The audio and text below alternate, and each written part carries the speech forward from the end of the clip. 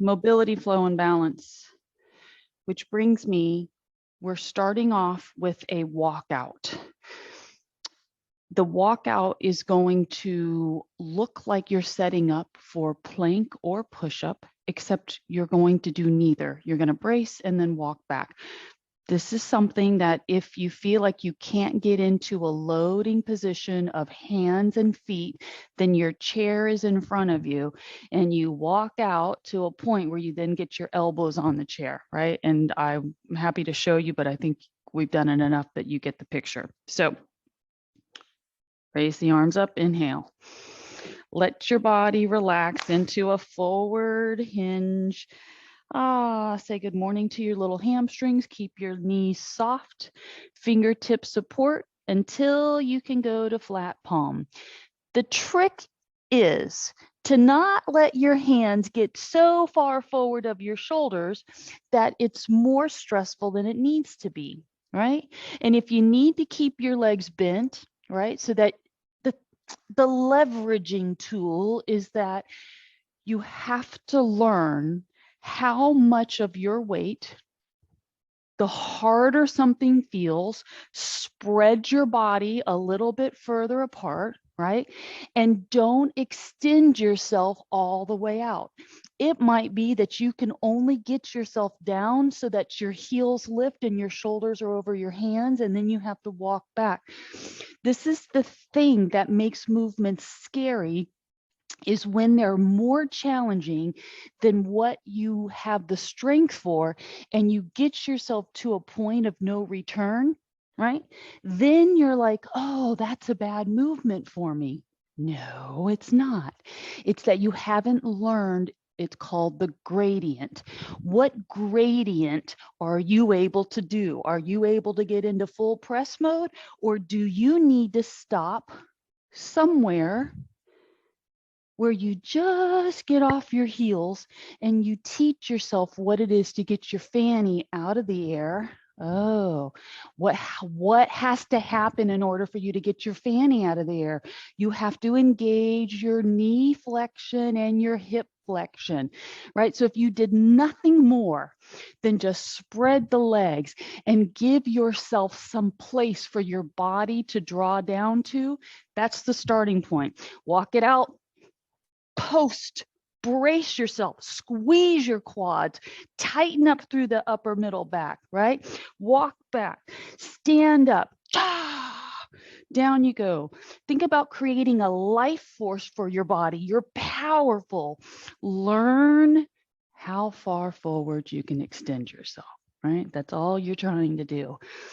What if, well, it's not that it's my shoulders are the problem. It's the fact that my wrists really just can't take the weight.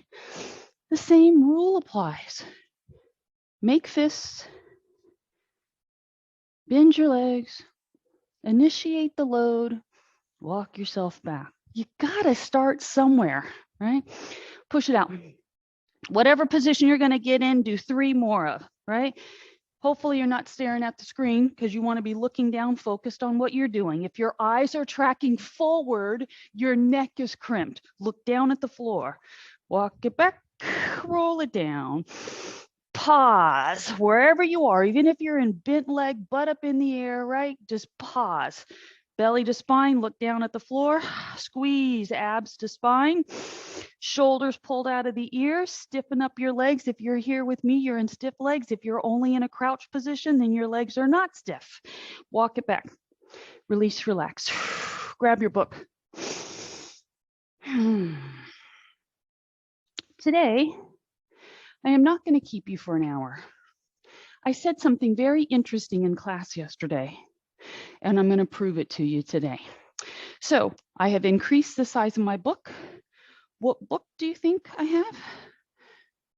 The Tom Brady book.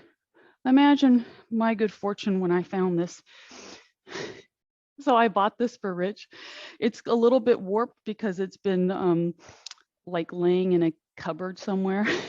So he never did read the book, sadly. But you know, Rich really has a high level respect for Tom Brady in his physical sportsman ability, right? You're going to walk your circle.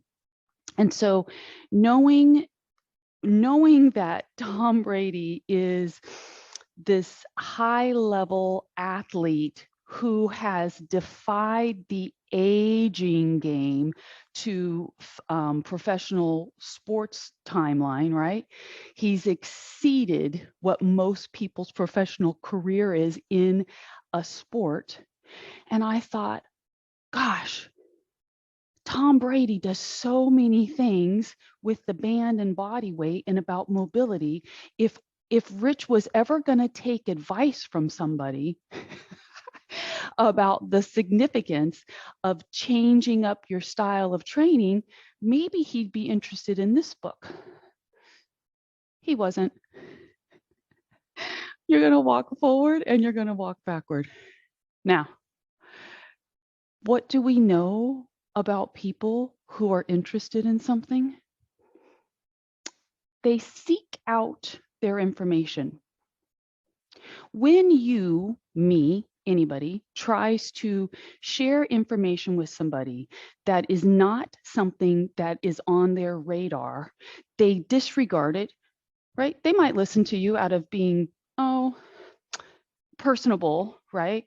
But not take anything what you say to heart as far as they need to make changes. I'm now going in circles, and in my circle, I actually have the liberty and the luxury of having more space, right? So I'm making my circle big, and I'm going to walk quickly. So if you happen to be walking around your sofa, that's like a great thing. Maybe you're walking through your house, and your house is set up so that you can walk through your living room and then walk through your kitchen and like come all the way around. You don't have to stay in a little circle, right? Can you change the direction of your circle? And as you walk, I want you to stand up nice and tall. I want you to shorten your foot stride, right? Your leg stride. So you're actually taking quicker steps, which might make the book jiggle a little bit more, right? I'm trying to go as fast as I can. I'm trying to find the tipping point where if I go any faster, the book probably is going to slide off my head. So I'm really challenging myself on my speed today. Right? But my steps are short, belly to spine, slow yourself down and come back into your space. So what I said in class yesterday had to do with the story about the new client that showed up late to her training session. And by the time we had some chatting that we did, we had very little time to actually do a session. And I then shared with you that you're already into your next move. It never matters to me, nor do I feel disrespected. Right? This is an interesting thing about people keeping timelines and adhering to an appointment time where I'm not offended when someone shows up late because I know my job. My job is that I work for you. So who am I to have an attitude? I have no idea what it took for someone to get to their appointment. And for me as a trainer to show an attitude, reverse your circle, to a person who walks in who's going to pay me to tell them what to do, why should I have an attitude? So I've taken an approach. Now, that's not the way I started in the industry, right? But my life now has more challenges, switch legs, than it did when I first started in the training industry. And I now realize that with the management of people taking care of other people in their life, children, work, just the unexpected thing that comes up, that we can't hold someone to this, the rigidity. And then, so I decided that long ago, I was not going to be offended if a client showed up late. I was going to take the time that they had and do the very best service that I could without making it an issue. Reverse. So our session today is just going to incorporate elements that I always incorporate. So it doesn't matter if we get 5 minutes, 45 minutes, an hour, and 6 minutes, like it's all necessary, and you don't have to do it all every single day. Right? Some key elements. The book is providing a whole different stimulus to your body. What is it? What are we doing? We're drawing down, as I give you the side angle, we're drawing down to our athletic ready position, which is a partial squat. Stand up, pull up. When you bring your foot down, see if you can put your foot right next to your other foot, squeeze the knees. Your legs are only going to be able to bend so deep because you're trying to keep your heel on the floor. Hopefully, in your leg bend position, you don't feel your knees, but you feel like maybe the restriction is happening at the ankle. Pull up, push down. Now, we're going to add the arms. Reach out, which will help you get a little bit deeper in your squat. Stand up, pull the arms back, clean up your spine, stretch, let the ankle bone and the feet and the knees connect, reach, stand, shoulder blades, belly to spine. If you can't get your knee up because the balance is an issue, then here's what you do. You stand up and you go to toe assist. 4 more. Squat. Everything has to be fired in the right way, or you're going to lose your book. Shoulder blades, ankles, big toe edges, heels flat, knees closed. Pull. Reach. Last one. Ankle bones, big toe edges, knees, pull up. Release and relax. Chest expansion.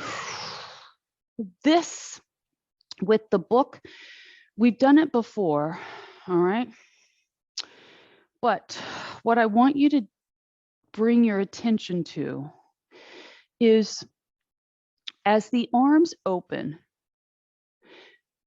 your body might want to push through and rock back, all right? This might be me over exaggerating to actually show you, you can see it, right? That I'm floating forward and back. If you catch yourself doing that, I want you to root your heels down into the ground, right? Tighten your navel to spine center.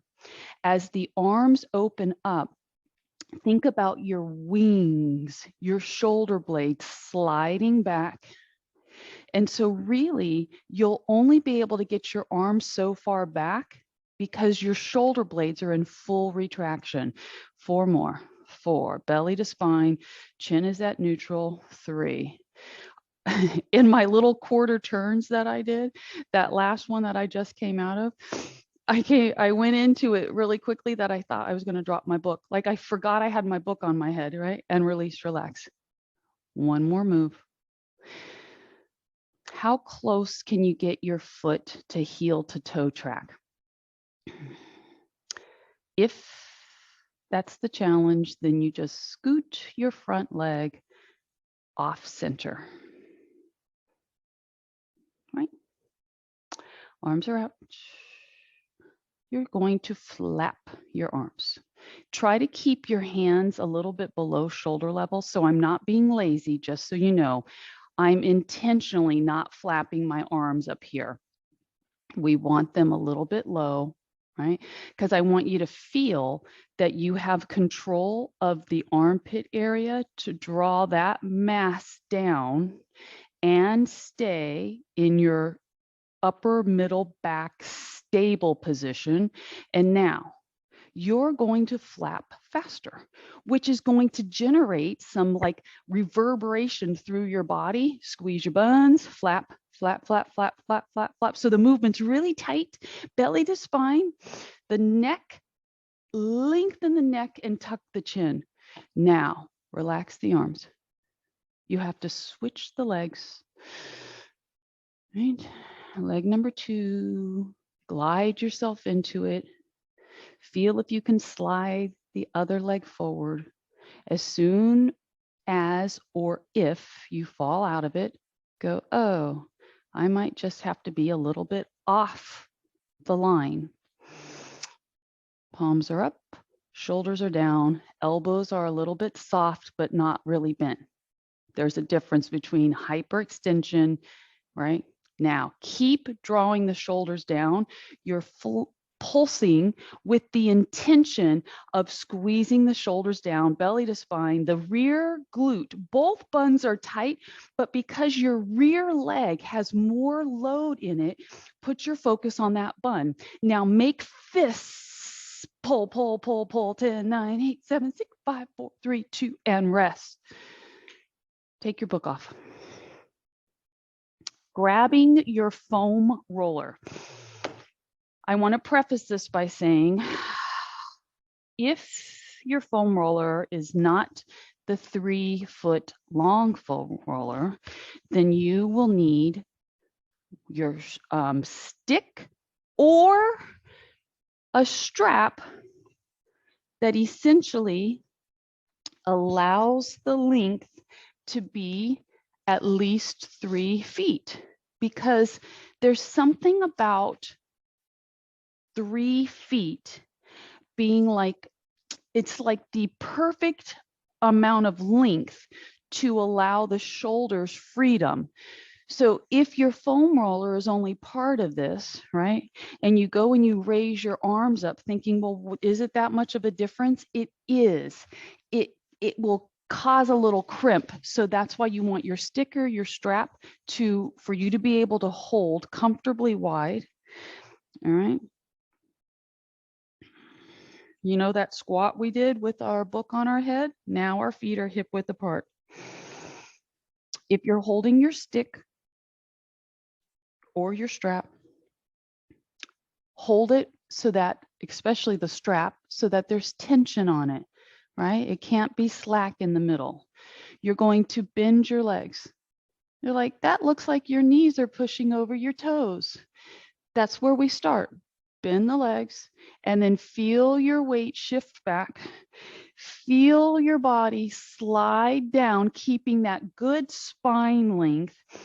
Raise the arms. This is nothing new, right? Stand up. It's just we don't do it every single class. Bend the legs. Slide the hips back. As you're sliding the hips back and you're allowing your squat to happen, your stick, strap, or foam slides down your legs. We're going to stay here for a moment because I have more to say about this. Don't make the mistake of letting the foam or whatever you're using continue to slide where it drops off the front of the knees, and then you go hold your head up and then you go to raise your arms, right? Because that's not what we want. Stand up and squeeze your buns. Bend the legs. What stops you is your ankle and calf area. And then you get to shove your hips back, which then allows the next segment of squat. Raise the arms. You're looking forward. Pull it down. Stand up. When you raise your arms, if your biceps do not line up with your ears, right? So as you're in your squat, if your arms are out here and your head is higher than your arms, that's what you're trying to pay attention to. So now what's going to happen is we're going to maintain our squat and we're going to do 5 raising and lowering of the arms while we hold our squat. Bend the legs. Push the hips back. Look forward at about 3 feet in front of you. Stay fixed firm, suck your belly in, pull the shoulders down, right? Your shoulders are slightly retracted. And now raise and lower. Raise the arms, lower the arms. Come up with the arms and hopefully you'll pull them back so that the ears and biceps align. That's 3. Maybe you're like, Does she really mean that? I do. I want you to fully extend. You see, because sometimes people raise their arms and then they bend them. Elongate at the elbow. You've got one more, and that may have given us an extra one. Release, relax. Whew.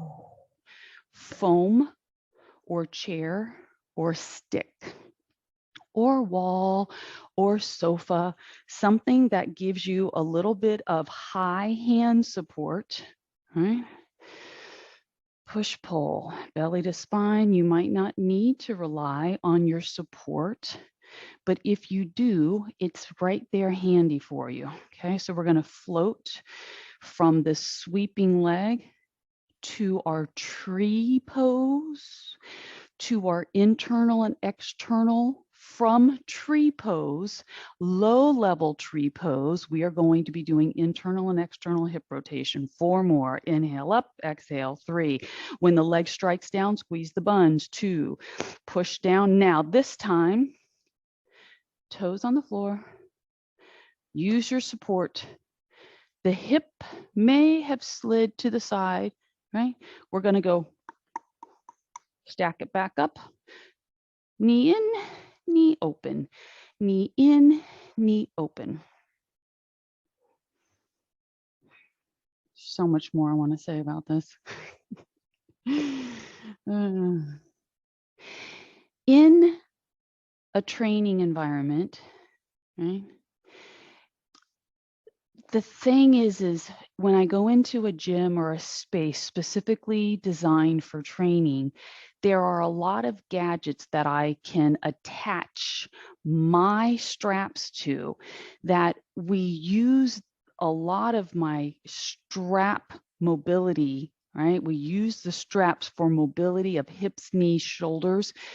It's a reference point. And if we had a strap, right, we could get the benefit if we were able to anchor a strap in front, anchor it in front and attach it to our bent leg. We would take said strap and we would pull the strap back, which would help us work and fire up the glute medius. All right. Pulse. That's what I'm telling you this to give you this thought process. We're not just flopping the leg open and close. It's as the leg opens, because this is a standing version of clamshell, right? So as your knee pulls away from the middle, you want to feel your hips pull into stacked position and then pelvic tilt, release, relax, because that should have been enough. Right? Other side, switch your hand support, start the swinging leg. The imaginary wall is in front of you. All right. And I say that so that when you push your legs back, your upper body doesn't rock forward, right? Don't lose balance like I just did. Okay. So this is, you're putting the brace into your upper body control. And if you're not careful, let me show you something. If you're not careful, what will happen is when the leg goes back, because you might think that it needs to go up too, is that you will end up creating a stress point through the low back if your ribs and pelvic tilt have not been engaged. So I want you to slide your ribs down like you're doing a crunch. And when you stroke your leg back, it's just to get the leg length at the knee extension, not height. Try it. Belly to spine, ribs down, stroke the leg back, keeping the rigidity through your middle. 5, 4. So often, the feedback I get from people when we are doing very small little movements is that they feel it in the wrong spot. And they feel it in the wrong spot, release, relax, because they haven't yet learned smaller movement, because it doesn't matter how many times I say it, right? You have to hear, process, and go, Oh, that everything right here, right? We want to go cinch it down. Ready? Tiptoe to the floor, ankle bone, excuse me, heel resting, preferably.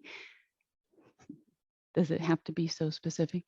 What if you had a piece of tape that ran from the ankle up the inside of that leg, right? And you're like, okay, so you're looking at your leg, holding your stability thing. You're putting the toes down on the floor, right down from the ankle bone. And then you're trying to put the heel right on the piece of tape that comes up about 4 inches above the ankle bone. That is really precise, right? So spend a moment. What does it take to get the toe tips down and your heel running right along the inside up of the ankle? You're like, well, I can do it if I stand like this. Keep your footing. Raise your body. Oh, how much harder now is it? Because now your body is trying to compensate in a different way, right? So now the leg is where it's supposed to be, but our hips and shoulders are supposed to be forward. In, open. You're like, but my heel isn't going to stay in place. Not exactly. But every time you now think about the imaginary band that's on your knee that's attached to something in front of you, you pull the leg open like you're opening a door, pause, take your derriere, lock and load your pelvic tilt and cinch your abs down. Do we really have to do 100 of something? No. We just have to dial in so that our effort is the best that we can produce, right? This is the hardest thing about what I teach, the methodology behind what I'm teaching. And there's plenty of other people that teach lots of different ways. Smarter working body parts, more connection, right? It's supposed to be challenging. The butt cheek of your stance leg, like this whole leg should be going, wow. It's not so much that it's not doable, but it's highly uncomfortable on a multitude of aspects, right? So do one more. Push it open. And if you're not in pelvic tilt, squeezing your derriere, you'll be like, I don't know what the big deal is. Stay put, stay opened, take your hip, drag it back in line, take your abs, use your hands, pull your belly up. Look at that. Just you pulling with your hands, pull up. Now, push the knee back and relax. Release, relax. Walk it out. You're done with your foam roller. You're done with your book. Grab a little drink. What else could we get into? We're definitely going to put our chair into the equation.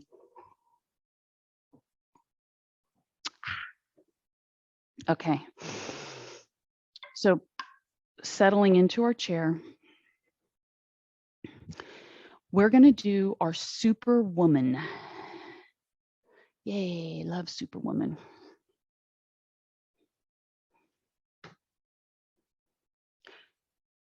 I want you to think about this. We're going to do 5 reps Superwoman off the chair and then 5 reps Superwoman off the ball. So you have a little variety. All right. 2 very different sensations that are going to come from it. Get yourself hinged over. The key is trying to figure out, right? Because not everybody's chair is the same dimensions, is how far over do you need to shimmy your body? For me, I generally find if I get my chest right over the front edge of the seat, then I'm still working, but I don't have to fight to get my legs to tabletop. Okay, so you get to let your spine go into this softness, which practically feels like a stretch, right? And then inch by inch, we're going to command our legs. I want you to tighten up at the knees. I want you to pinch your buns. I want you to start raising your feet from the floor, but not super high. Just get them off the floor. And then I want your spine to start having some tension into it, where you feel your chest raise away from the floor a little bit. So your legs are holding. Your arms are now going to go to that comfortably wide shoulder width position, right? Thumbs are turned up. And without raising your head, so if you're looking at the screen right now, raising your head, right? I want you to look at the floor, and I want you to reach your arms forward and raise the legs higher. And then let everything come back down, relax. The relaxed position isn't really comfortable, right? Because of the chair edge. So we're not going to stay here long. Start at the legs, tighten up at the knees, squeeze your buns, raise the feet. The toes are pointed. Start lifting the chest from the floor. Look down at the floor. Extend the arms so that the thumbs are turned up. Lengthen and raise the arms. Raise the legs a little bit. And down. Inhale down. Ready. Tension. Raise up without lifting, then cranking the neck back and down. Inhale down. Exhale, lift, lift, lift. And even if you're not getting really high, if you're not able to get your feet and your arms to be at tabletop position, it's something to work towards. Lifting, lifting, lifting. What if you can get your feet off the floor, but you have to put your hands down to give you a little bit of brace to stabilize and release? Let's all try that. Fingertips down. Tension at the knees. Start raising the legs, squeezing the buns. You're not going to raise the arms. You have fingertips on the floor. Start pushing your arms into the floor to get that torso length. Look down. The legs are up and long, and you're holding for 5, 4, shoulders out of the ears, 3, 2, release your parts, slither down. Don't go to the point where your knees touch the floor. You're going to find a way to comfortably just be on your chair for a second. The toes, if you can, lay the tops of your feet down on the floor. The knees aren't touching the floor, and you're getting a little bit of traction through the lumbar. If you can just relax there for a moment. Oh, this is one of the best decompression positions for your spine. And we have the ability to do it every single day just by draping yourself over your chair. So my mom goes to see this chiropractor, and one of his gadgets, it's a table that looks like a massage table, except it has a hinge at the hip hinge. And she's like, yeah, she's like, I went in for my chiropractor treatment, and he put me on this table, and I was face down. And she's like, and then he started lowering the leg portion of the table to get my sacrum to actually have an adjustment. I was like, oh, like I was really impressed that he was doing that. But we have the ability to do it here every day. It's so good for your back. Easy does it. Use the feet, use your arms, use your elbows, help yourself up out of that. Wow. Now, maybe you got an adjustment, maybe you didn't. Maybe you're like, wow, I didn't even realize that that could be released back there. Some people cannot actually use an inversion table, right? The inversion table, if you need your ball now, because we're going to do the second set of 5 with the ball. The inversion table is one of those fantastic, not super expensive gadgets. You just have to have a lot of room, right? You hook your feet into these things, you lay back on this table, and before you know it, based on where you put your arms, you're inverted. Your feet are over your head. But for people who've got high blood pressure, right, and that whole vertigo thing, it's not a good position for them to be on. But how awesome is it to know that you can lay on your chair and unload the weight of your legs to your low back to get you that nice release of the spine? Second set, get on the ball. You're like, oh yeah, I love the ball training. How do we do Superwoman off the ball? Well, 2 parts. All right. We're going to walk ourselves forward enough so that your elbows are on the ground.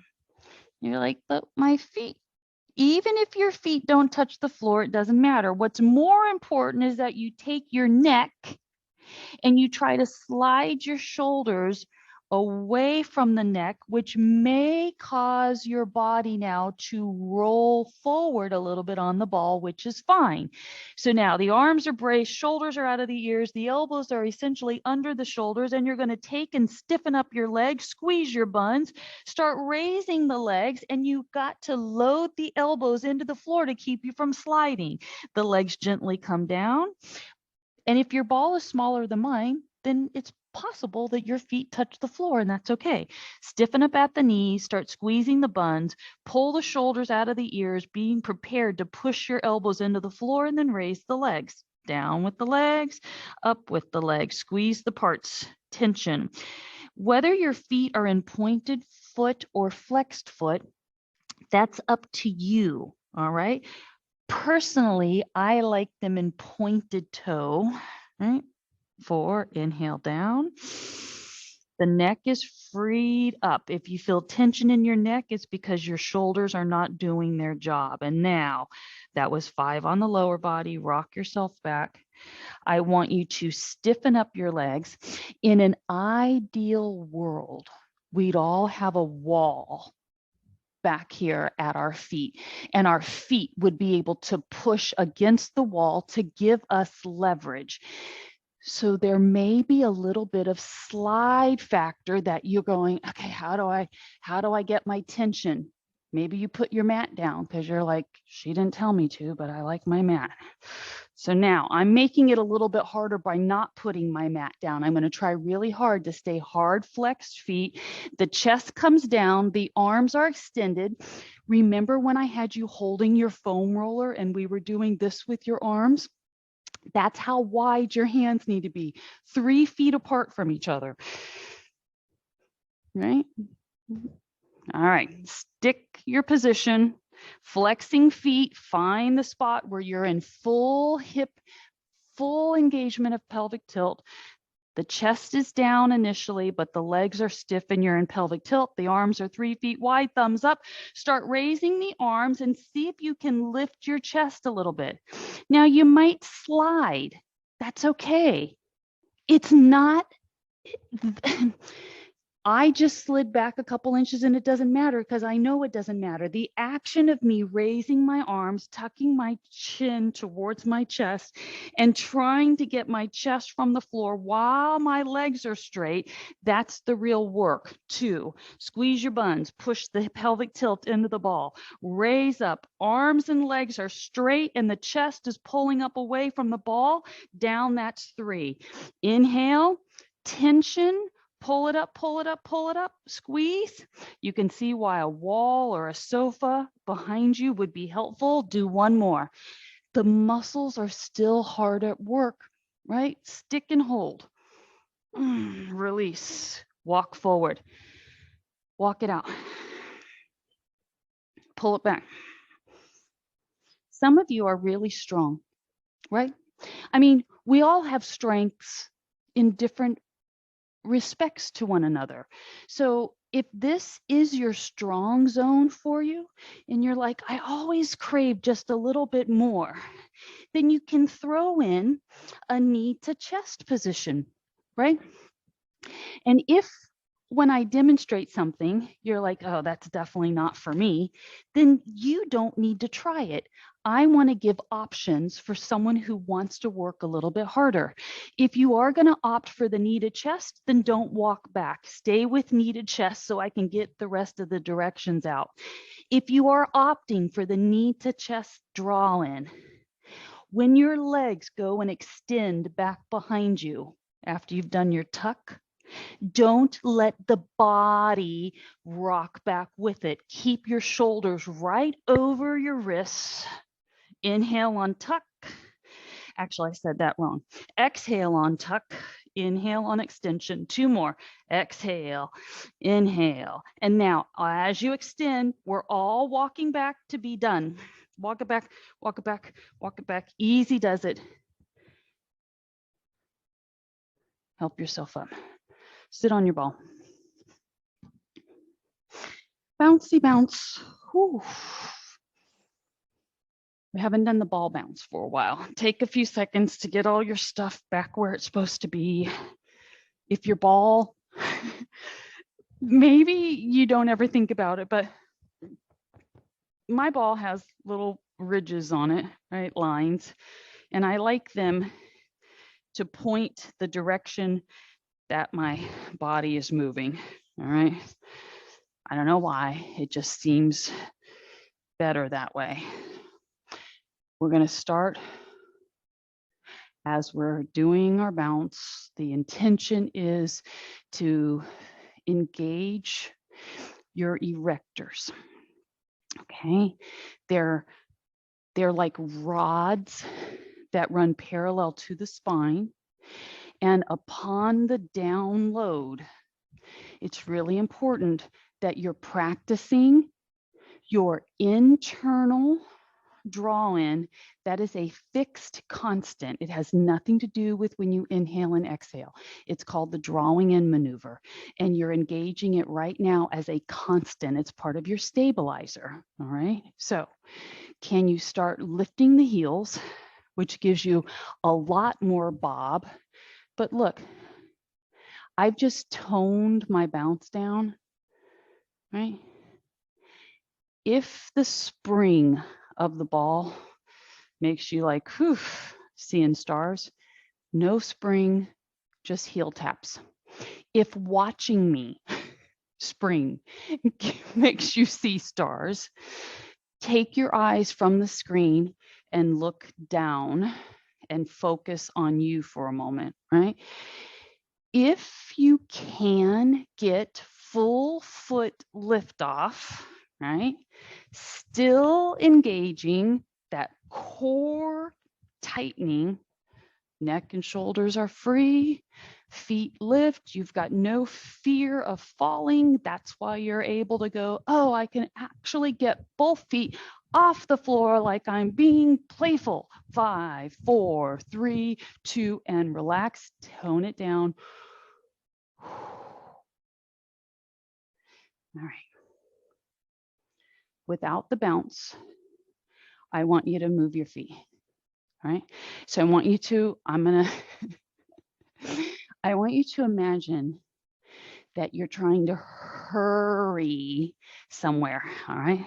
So we can't really hurry if we don't have our upper body. Like the upper body accelerates it, like really makes it seem like, oh, you're really trying to get somewhere. So your arms need to be part of the equation. I want you to focus down. Your body is almost going to be in what looks like a little bit of C curve. Encourage that, all right? Because this is forward fixed focus. And if we weren't sitting on the ball, it'd be like we were running somewhere, right? So that's what I want you to think about. Your forward hinge, your abs are tight, you're in C curve, you're looking down at the floor, you're moving your feet, you're pushing your elbows. The arms are not coming across your front body. They're going front, back, faster. 10. We do not have to do jumping jacks, right? We're seated and we're getting our heart rate up just by moving our feet and our elbows back. 5, 4, 3, 2, and relax. So all of these things that I've done with you this morning, it would be very hard for me to think that on session 1 or 2 with somebody, they'd actually have the skill to do these things, right? But here we are, years into it, and you have enough layered skill set that a lot of what I give you, you just go and you execute it, because on your radar, you've proven to yourself again and again and again that you can do these things.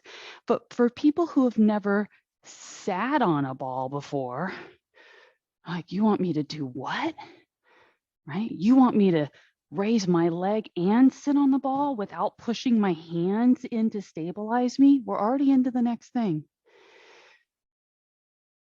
So I will come back to this thought again and again, because you all don't always show up to the same classes. And it's really important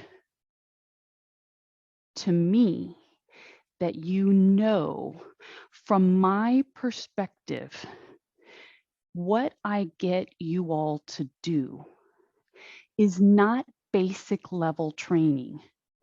You all do high level conditioning in an odd way, right? Like it's if I were to take a group of people, all different ages, all different skills, the majority of what we do is so refined that even someone who's young and high level active still could not execute the movement precisely, because these are learned things, right? The next move, draw it in so you're in C curve, and then go lift the legs, stretch the arms, break out of your shell, push the heels of your hands in opposite directions and sit and curl.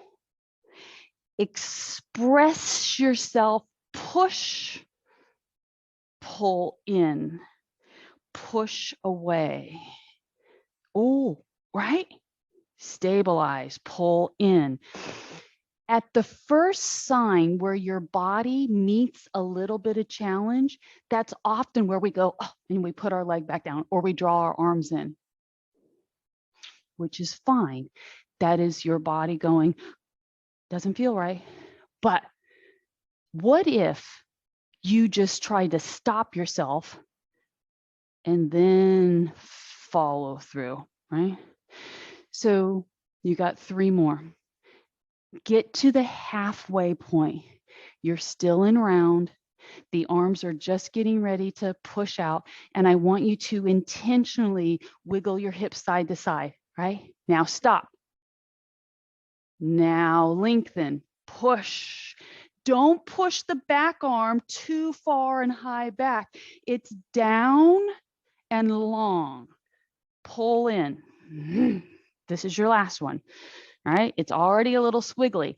It's squiggly because we're in like this relaxed spine. Picking up the other foot, get to the halfway point, intentionally wiggle, right? Even if you have to put your foot down, but ideally, if you go so far, you'll still be able to go, pull yourself back, sit up, push, push, push, push, push. Don't push the back arm too high.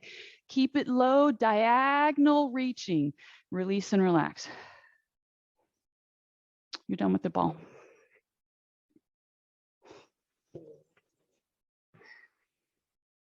IT band stretch, standing IT band stretch. I saw the funniest thing on Facebook today. Your stance leg, let the hip go, let the other leg just come forward. It's soft knee. The stance leg is the straight leg. Think about you being a little teapot, okay? So one arm is going to go up, the other hand goes to the hip to help create the stretch. Release, other side, pull the foot back, offset. And I thought, though the funny thing was it's a trainer who is demonstrating falling and getting up. You're just going to float back and forth a couple more times, right? So essentially, he's like in a room and he's walking, and then this is all captioned. He's walking and then he falls down and he rolls over the way that we've been rolling over. And then he pushes himself up like he's just done a burpee. And then the caption was, you know, we need to continue to practice falling. We don't. And so we have a fear of it. But falling in a controlled setting where you're kind of trying to like come down and roll and push yourself back up, that's the time to teach your body the reaction of being, this is your last one, of what it is to be able to fall and get back up, right? So that when it does happen, you're not stuck on the floor in a zone where you haven't been for decades. Release and relax. Trust me, we're not going to fall down. We're not going to practice falling down today, but I want you to think about it. Like how release and relax. You know, that little dual arm circle that we've incorporated the last couple workouts? I want you to separate your legs, soften the knees. You do not have to be in tabletop spine, but that will make your low back feel better as long as you keep your legs bent, right? Your body can have a little bit of freedom to it. So for me, this is what it looks like. I got my arms circling and I got my hips swaying from side to side. If you're looking at the screen, we need to protect your neck. So you're just going to look down at the floor, right? You can do, if your legs don't have to be on any particular pattern, right? I'm just rocking and circling. And now I'm going to hit the pause button and take my arms the other way. Keep relaxing your head without letting the head actually hang. You want the head to be neutral to the rest of your upper middle back, and the arms can go as big as circles as you want. And now stop the arms, hands on the thighs, push yourself up, extend your arms, fold them back. Can you get fingers to touch? Don't get hung up there. Release it, bring them up, touch on top. Can you touch the fingers on top and bring your hands here? And then extend your arms, push them away from you, turn them and float them into prayer position behind you. Don't get hung up. Extend them, bring them overhead, go to prayer position and fold them down. Push them up, release, prayer position, and drive the fingers up. Each repetition, I hope you're able on the lower phase of this to get your hands and your shoulders and your wrists to figure out what they're doing so you get a little bit higher each time. Class, this is what we're finishing with. So I want you to like just, know you're almost done, right? If I could ever hold myself to just doing a quick little session, we would be in and out of here in 20 minutes, right? But it just takes on this last one, or this next one is your last one. It takes on a life of its own. And before I know it, we're at 45, 50, 55 minutes. So here we go. Even if your connection is really low, try to connect those fingers to each other. And maybe you can get the hands to go a little bit higher. And then maybe you can close the palms and crisscross the thumbs, and then take the fronts of your shoulders, pull them back, pull your neck back. Whew. Back to my story. We're going to hold this for 5 more seconds, 10 more seconds, 15 more seconds. So the caption was, teach yourself fall prevention. Teach yourself how to fall and teach yourself how to get up. And this is what we've been practicing for years already, release and relax. So none of this stuff, right, is new for us. And at some point, we might be able to do a little somersault on the floor. That would be our most ideal, right? Is to learn how to roll around on the floor, not just from side to side, but head over, right? Head under, feet over, without feeling like you need gymnastic mats. Job well done. I've just planted a seed for when you see me do it. Maybe you'll be inclined to follow suit.